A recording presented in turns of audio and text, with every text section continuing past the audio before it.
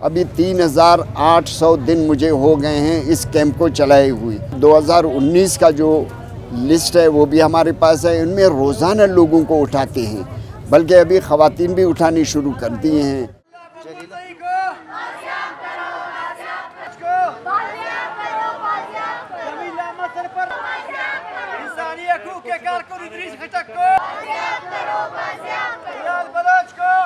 दो 200 या 250 या 300 की रिहाई ऐसे है जैसे ऊंट के मुंह में जीरा हो, उसके बराबर भी नहीं है। तो इससे हम मुतमईन नहीं हैं।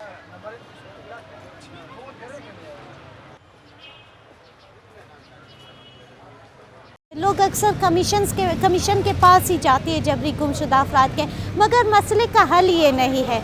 अब कमीशन एक बंदे की सुनवाई करके उसको रिकवर करने की कोशिश कर भी देती है तो 2 और उठवा दिए जाते हैं।